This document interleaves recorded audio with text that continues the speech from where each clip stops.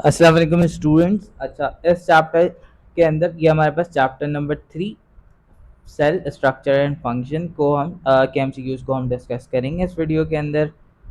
तो question number 1 कहता है a primary objective of self vaccination is to. हमारे पास क्या ऑब्जेक्टिव होता है सेल्फ वैक्सीनेशन का, ताकि हम सेल के ऑर्गेनेल्स को सेपरेट कर सकें, ताकि हम सबकी स्टडी कर सकें। तो ऑप्शन डी है यहाँ पे, separate the major organelle so that their particular function can be determine. सही है।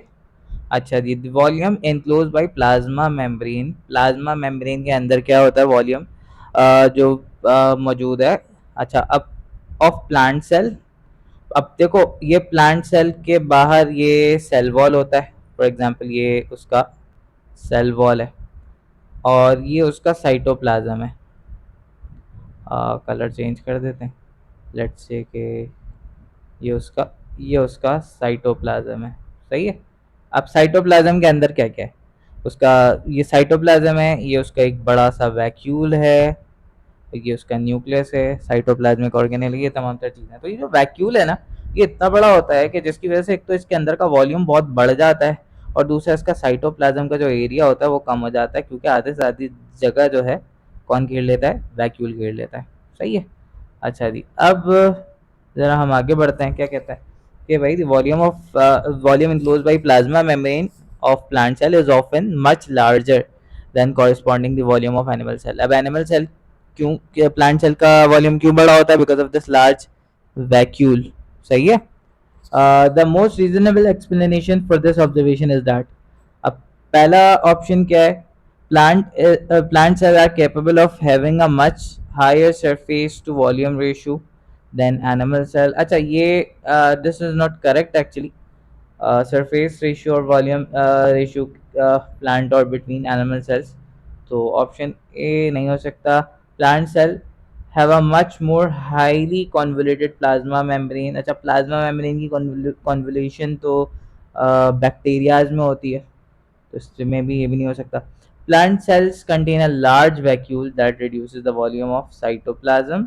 Animal cells are more spherical while plant cells are elongated. अच्छा, ये भी कोई एक्सप्लेनेशन नहीं है, तो ये ज़्यादा सही है, लार्ज वैक्यूल का होता है, जिसकी वजह से एक तो साइटोप्लाज्म का भी वॉल्यूम कम हो जाता है, बट स्टिल सेल मेम्ब्रेन के अंदर का वॉल्यूम वो उसको उसके बारे में पूछा गया है, तो C is most reasonable explanation. सही है। अच्छा, large number of ribosomes are present in a cell that specialize in producing which of the, ribosome का काम क्या, प्रोटीन बनाना। सही है। In animal cell, hydrolytic enzymes are packed to prevent general destruction of cellular component. Which of the following function of in this compartmentalization? अब भाई ये किसकी बात हो रही है? ये लाइसोसोम की बात हो रही है। हाइड्रोलाइटिक एंजाइम्स उसी में ही होता है। सही है। अच्छा जी, अगला क्या कहता है, Tay Sachs disease is a human genetic abnormality in a cell accumulation and becoming clogged with very large and complex lipid.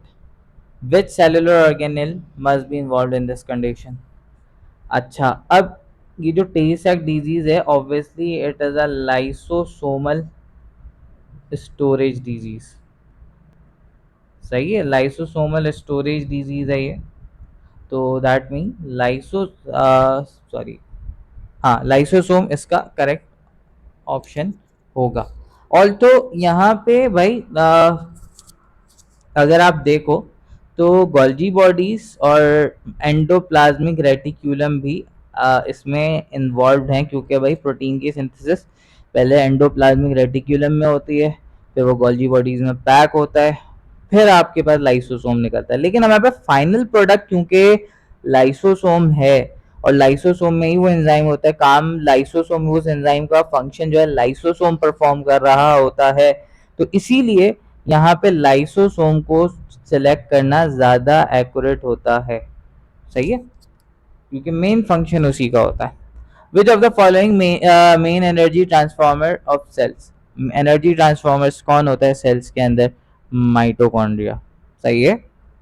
अच्छा, organelle other than nucleus that contain DNA. अच्छा भाई, डीएनए किस किस में होता है? इसके अलावा, न्यूक्लियस के अलावा माइटोकॉन्ड्रिया में होता है, क्लोरोप्लास्ट में होता है, ये दोनों सेमी ऑटोनोमस है।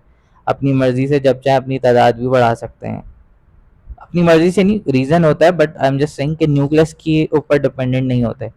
विच structure is common to plant cell, plant and animal cell, दोनों में कॉमन, यानी कोई ऐसा स्ट्रक्चर जो प्लांट और एनिमल सेल दोनों में होता हो। क्लोरोप्लास्ट नहीं होता, सेल वॉल नहीं होता, सेल सेंट्रल वैक्यूल नहीं होते, दोनों में कॉमन। माइटोकॉन्ड्रिया कॉमन है, जो कि दुनिया में जितने यूकैरियोटिक सेल्स हैं सब में होता है।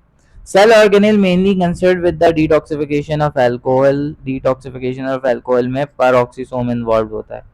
Clarity of image is generally known, clarity जो आती है वो रेजोल्यूशन से आती है।